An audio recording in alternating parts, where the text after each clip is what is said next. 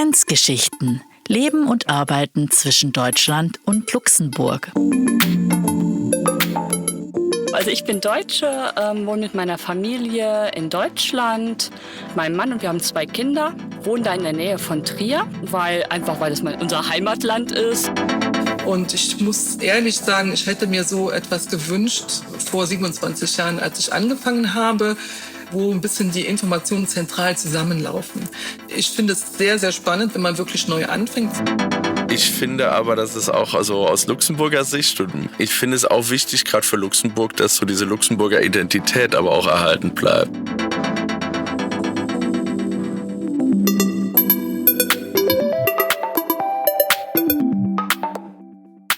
Bist du vielleicht schon seit vielen Jahren Grenzgängerin in Luxemburg und fragst dich dennoch, wie Luxemburg in verschiedenen Dingen so tickt? Oder lebst du an der luxemburgischen Grenze und denkst darüber nach, auch in Luxemburg zu arbeiten? Dann ist das hier dein Podcast. In jeder Folge beleuchten wir einen oder mehrere Aspekte der Lebens- und Arbeitswelt in Luxemburg, speziell für Grenzgänger. Dazu haben wir Experten befragt und mit echten Grenzgängern und Grenzgängerinnen gesprochen. Mein Name ist Ann Franziskus vom Ministerium für Familie, Solidarität, Zusammenleben und Unterbringung von Flüchtlingen in Luxemburg. Ich bin Koordinatorin des Bierja-Paktes, ein Programm für das interkulturelle Zusammenleben in Luxemburg. Annelo wünsche dir viel Spaß mit dieser Episode.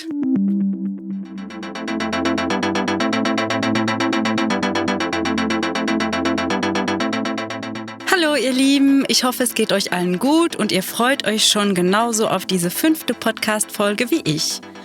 Nachdem wir ja letztes Mal über das Thema grenzenlos arbeiten geredet haben, sprechen wir heute über ein Thema, was in Luxemburg eigentlich unumgänglich ist, und zwar die Sprachenvielfalt und die Interkulturalität an den Arbeitsplätzen. Wie ihr ja wahrscheinlich alle wisst, ist Luxemburg ein mehrsprachiges Land mit Luxemburgisch als Nationalsprache, Deutsch und Französisch als Behördensprachen. Dazu kommt aber auch, dass fast die Hälfte der Einwohner nicht Luxemburger sind. Und wenn man noch die 250.000 Grenzpendler dazu rechnet, die jeden Tag nach Luxemburg kommen zum Arbeiten, so ergibt sich eine sehr komplexe Lebens- und Sprachenrealität, nicht nur, aber auch an den Arbeitsplätzen. Wir stellen uns heute die Frage, wie erleben denn eigentlich deutsche Grenzgänger und Grenzgängerinnen, die ja nicht in so einem komplexen System groß geworden sind, diese sprachliche Vielfalt an ihrem Arbeitsplatz? Was sind die Anforderungen, die an sie gestellt werden? Und was bringt die Mehrsprachigkeit eigentlich für Chancen und Schwierigkeiten mit sich? Darüber spreche ich heute mit Lou Pepin, der an der Uni Luxemburg über die Spracheinstellungen von Grenzgängern in Luxemburg promoviert. Lou, wie würdest du denn beschreiben, was einen als deutschen Grenzgänger in Luxemburg sprachenmäßig so erwartet? Das grundsätzliche Problem von Grenzgängern in Luxemburg ist halt, dass man als, ich sag mal so, weniger mehrsprachige Person als die im Vergleich zu den Bewohnern in einen hochkomplex mehrsprachigen Raum eintritt und da eben mit hohen sprachlichen Anforderungen konfrontiert ist. Also ein Beispiel wäre die sehr hohen Anforderungen, die bei ausgeschriebenen Jobs eben vorhanden sind. Also dass da teils 3 bis 4 Sprachen gefordert sind in einem Job, wo das nicht unbedingt notwendig ist. Dazu kommen ja auch noch, dass es andere Grenzgänger gibt, französischsprachige und nicht deutsche französischsprachige, dass wir wirklich eine sehr komplexe Situation haben.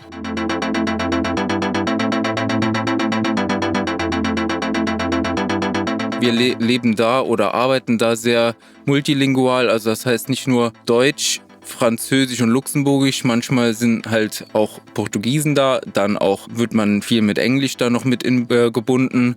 Manchmal haben wir da auch osteuropäische Chirurgen da, also man lernt da ganz, ganz viel Neues. Sagen wir mal so, ich hatte da ein bisschen Glück, ich bin Halbfranzose, dementsprechend Französisch verstehe ich ganz gut, meine Aussprache ist dementsprechend schon ein bisschen eingerostet. Das Luxemburgische ist relativ gut hier, weil man lernt hier halt auch durch die Dialekte, die aus den ganzen kleinen Dörfern jeweils rauskommt, schon so ein bisschen das Luxemburgische raus.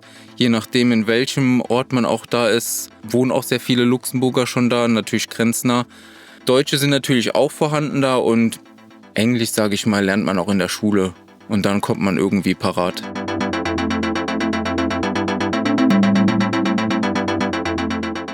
Welche Sprachen werden denn eigentlich am meisten verlangt von Grenzgängern? Gibt es da eine bestimmte, die man unbedingt können muss? Französisch ist da wirklich der Hauptschwerpunkt und in verschiedenen Schulsystemen im Saarland ist halt Französisch schon im Lehrplan vorhanden, wird aber in der Praxis nicht immer so kompetent gesprochen, sodass man als deutscher Erstsprachler vielleicht noch ein bisschen Englisch herkommt, Arbeit sucht und da muss man erstmal perfekt Französisch können. Also die Ansprüche sind schon sehr hoch, ja.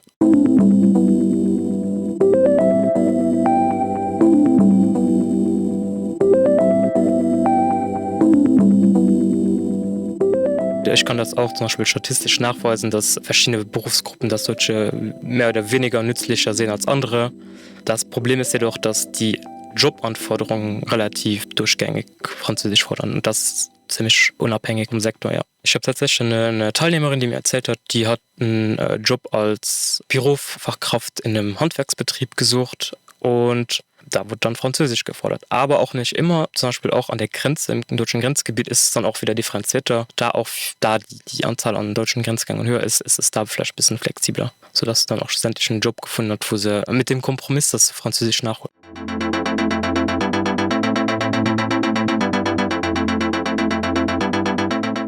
Also ich spreche auf der Arbeit mehrere Sprachen. Ich habe heute schon eine Beratung auf Englisch gehabt, die nächste auf Französisch. Jetzt rede ich gerade Deutsch und die Kollegen reden oft untereinander noch Luxemburgisch. Und zusätzlich habe ich auch ganz viele Kunden, die noch weitere Sprachen sprechen, wo einfach so dieses Interkulturelle dann mitspielt, auch wenn wir dann uns auf Englisch oder Französisch unterhalten. Und das macht es einfach spannend.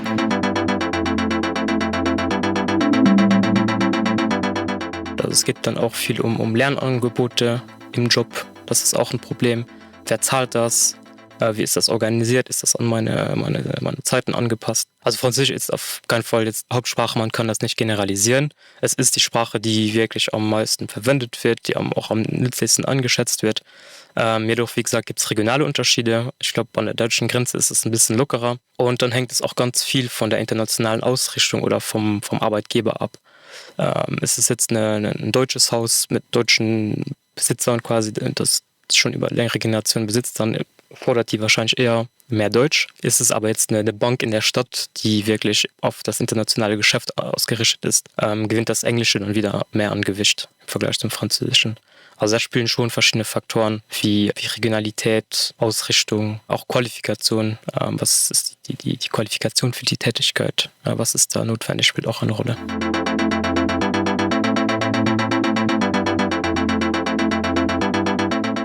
Das ist eigentlich, glaube ich, auch eine Besonderheit in Luxemburg. Ich habe das Gefühl, in Luxemburg ist es dieser Anspruch auf Perfektion nicht so hoch wie in Deutschland. Dadurch, dass ja jeder gerade bei Sprachen mehrere Sprachen spricht, ist es oft so, dass man jetzt nicht jede Sprache perfekt beherrscht. Und ich habe das Gefühl, das ist auch so in anderen Bereichen, so dass es eher akzeptiert wird, wenn etwas läuft und 80% ist, als dass es jetzt, wie wir Deutschen das manchmal ganz gern machen, so 120% haben.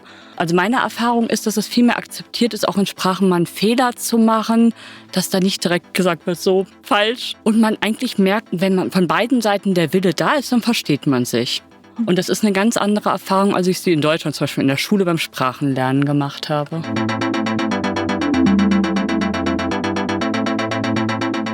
Okay, und wie sieht es denn eigentlich mit dem Luxemburgischen aus?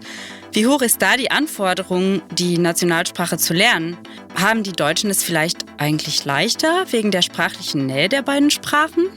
Also ich muss schon sagen, die Französischsprechenden, die hier bei uns im Krankenhaus sind, die sind auch alle sehr bemüht, auch dieses Luxemburgisch zu sprechen. Die bieten ja die Kurse an und man hat, glaube ich, schon einen Vorteil, wenn man, also wir reden bei uns in der Eifel ja dieses Platt, das ist ja so ein bisschen ähnlich und man stellt sich dann um, wenn man hier nach Luxemburg, also ich rede auch fast perfekt mit Akzent, kleinem Akzent Luxemburgisch, weil das ist doch sehr heimisch hier, unser Krankenhaus, das ist noch ein bisschen mehr familiär und da wird halt noch mehr Luxemburgisch gesprochen. Die Leute sind halt nicht immer froh, wenn immer nur Französisch gesprochen wird. Ne?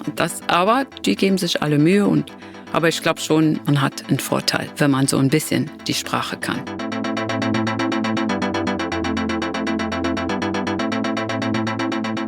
Ich finde aber, dass es auch also aus Luxemburger Sicht, und ja, ich habe ja auch eine Luxemburger Sicht, ich arbeite in Luxemburg, spreche auch die Sprache vielleicht nicht ganz richtig immer, aber ich finde es auch wichtig, gerade für Luxemburg, dass so diese Luxemburger Identität aber auch erhalten bleibt. Bisschen luxemburgisch denken lernt oder aber Luxemburger Sprache auch versucht ein bisschen hinzubekommen. Also bei uns in der Region, die jetzt hier arbeiten, das sind ja größtenteils Leute, die auch da groß geworden sind, die sprechen auch den Dialekt, das Eifler Platt, was dem Luxemburgischen ja ähnlich ist, dieses Mosel-Fränkische. Und da passt das, glaube ich, auch für Luxemburg sehr gut. Jemand, der von weiter weg kommt, würde ich auch ans Herz legen, sich wirklich auf diese Kultur und dieses Land auch einzulassen. Und finde ich ganz wichtig, also da auch sich im Luxemburgischen wenigstens ein bisschen zu versuchen zu engagieren.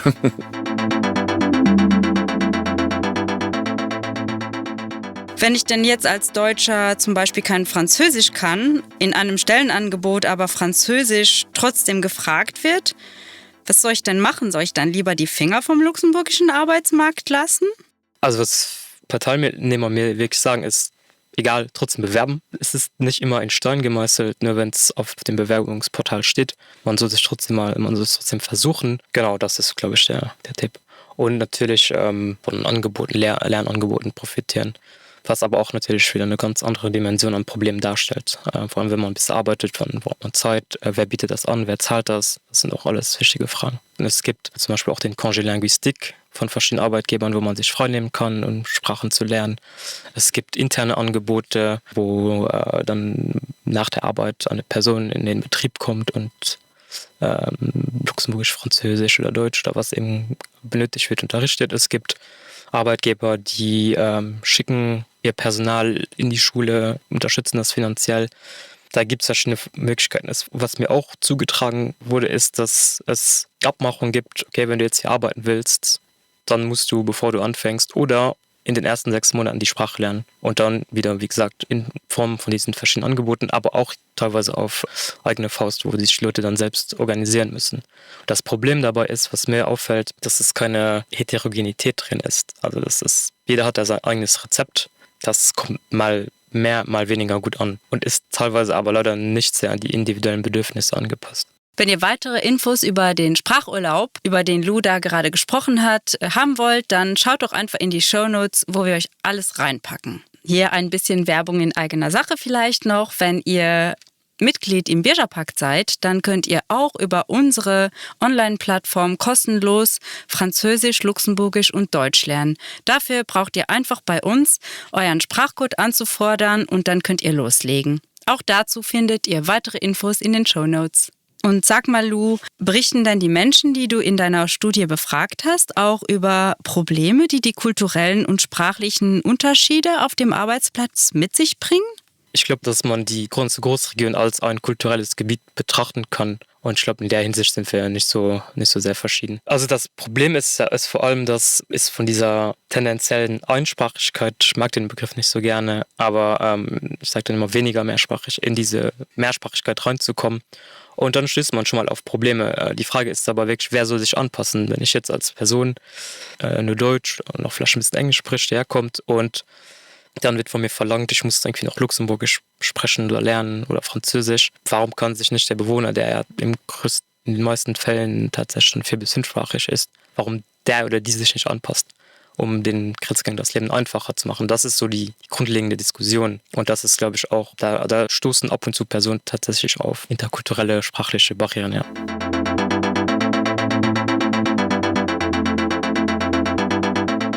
Also ich würde auch jemandem ganz klar den Tipp geben und auch meinen Kindern versuche ich das so klar zu machen, dass Französisch eine ganz wichtige Sprache in Europa ist. Gerade wenn man in Luxemburg arbeitet, ist Französisch ganz wichtig. Ich muss einfach eingestehen, ich kann fast kein Französisch und das ist auch mein größtes Problem auf der Arbeit. Ich schreibe Genehmigungsanfragen auf Deutsch, das ist ja auch akzeptiert. Ich kriege aber die Antwort natürlich auf Französisch. Ich komme damit klar, ich kann mittlerweile einigermaßen Französisch lesen und es gibt natürlich viele digitale Hilfen, wo man das dann sich übersetzen lassen kann. Trotzdem empfehle ich natürlich auch Französisch zu können, wenn man hier arbeitet. Jetzt arbeite ich noch hier im Norden, da ist das Luxemburgische wahrscheinlich noch ein bisschen präsenter. Und man muss sagen, auch mit der Administrativen und so hast du eigentlich auf Luxemburgisch oder Deutsch läuft der E-Mail-Austausch. Also ich habe doch das Gefühl, dass auch viele Luxemburger lieber Deutsch oder Luxemburgisch schreiben ich glaube tatsächlich sogar manchmal noch Deutsch lieber schreiben in der Schriftsprache als Luxemburgisch.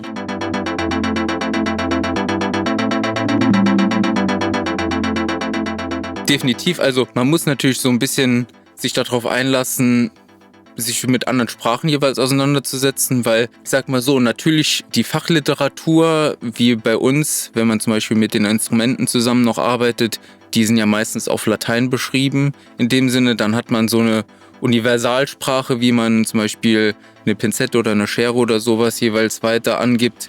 Die haben auch bestimmte andere Namen oder Bezeichnungen, dann kommt man ganz gut am Anfang auch parat. Aber wenn man so ein bisschen auch, man will sich ja auch im Team ein bisschen integrieren, dann ist die Sprache schon relevant. Das andere ist, man kennt in Deutschland ganz, ganz viele, sage ich mal, Standarde, die jeweils vorausgesetzt werden oder die jedes Unternehmen so ein bisschen hat. Bei uns ist es so, wenn man jetzt vom OP ausgeht, ich kann es leider von den Stationen im Krankenhaus eher schlecht jeweils erklären, weil ich halt nicht auf der Station jeweils gearbeitet habe. Aber im OP ist es so, dass es ein anderes Gesundheitssystem jeweils dort gibt, weil da gibt es keinen Chefarzt, keinen Assistenzarzt. Sozusagen die Assistenten sind die Pflegekräfte und die Ärzte sind auf uns angewiesen. Und gerade diese offene Kommunikation zwischen Arzt und Pflege, die ist da, finde ich, noch mal ein Stückchen entscheidender, weil die sich komplett auf uns da, also noch mehr verlassen. Weil die da keinen anderen haben, der sich sonst jeweils um die Patienten kümmert.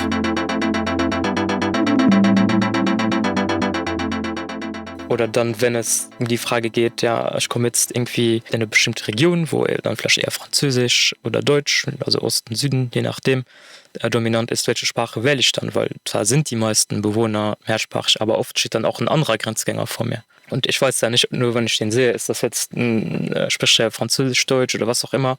Und da die richtige Sprache quasi immer zu finden, kann komplex sein. Und dann auch zu verhandeln, was sprechen wir jetzt, weil dieses Profil von den 4, 5 Sprachen ja nicht immer auf jeden zutrifft. Das ist interessant, weil in der Tat kann man den Menschen ja auch nicht unbedingt von der Stirn ablesen, welche Sprache sie sprechen.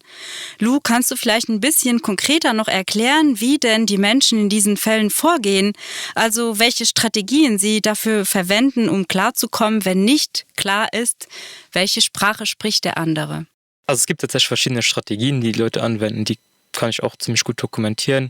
Das geht von einfach fragen oder sagen, ich kann das und das, was kannst du? Machen wir also quasi wirklich verhandeln, verbal verhandeln, was jetzt gesprochen wird. Dann, was zum Beispiel deutsche Grenzgänger, was wirklich ein Vorteil für die ist die strukturelle Nähe des Luxemburgischen und des Deutschen.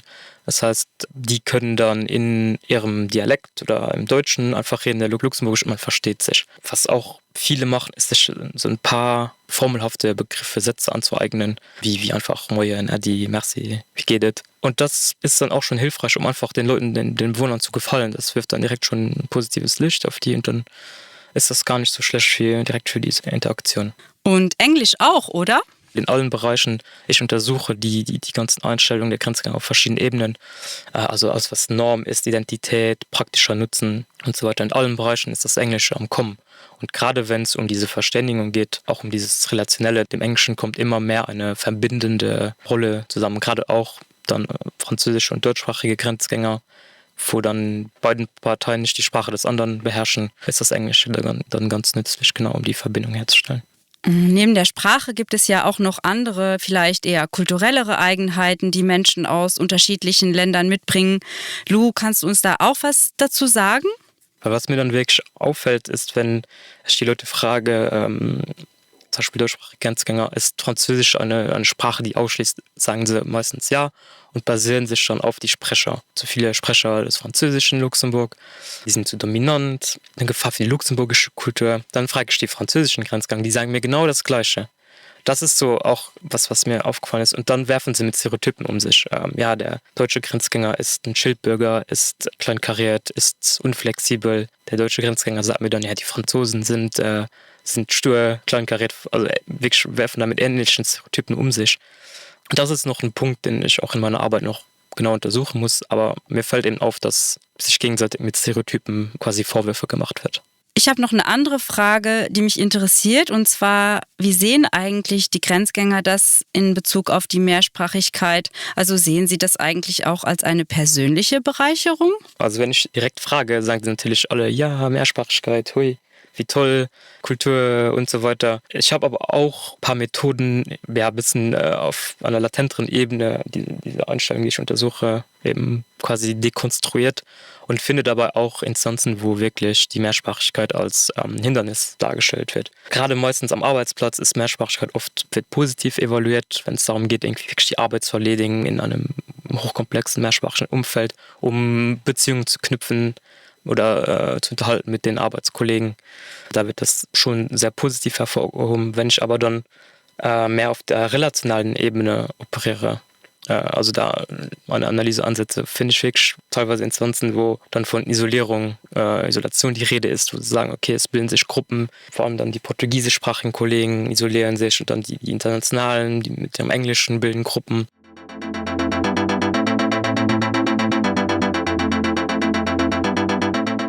Also ich muss sagen, ich habe Luxemburg tatsächlich damals gewählt, weil es internationaler ist. Also gerade als jetzt so eine Region Trier, was jetzt nicht so eine große Metropole ist, einfach mit Menschen aus unterschiedlichen Nationalitäten zusammenzuarbeiten oder in Kontakt zu sein, auf verschiedenen Sprachen. Das hat mich schon damals gereizt, als ich meine Ausbildung hier in Luxemburg gemacht habe. Und das ist eigentlich auch der Punkt, weshalb ich mir gar nicht mehr so wirklich vorstellen kann, in Deutschland zu arbeiten. Ich habe so das Gefühl, in Deutschland ist oft die Diskussion über verschiedene kulturelle Unterschiede so innerhalb von Deutschlands. Und hier hat man einfach ganz andere Themen, ich finde sie einfach spannender. Ja, einfach wirklich mit wirklich ganz unterschiedlichen Nationalitäten, die mit ihrem Brauchtum hier kommen, zu verstehen, wie die ticken, warum die so ticken. Und das geht nicht nur mir so, also es geht auch vielen Freunden von mir so, die sagen, ich würde einfach so diese internationale und jeden Tag verschiedene Sprachen zu sprechen, ich würde es einfach vermissen.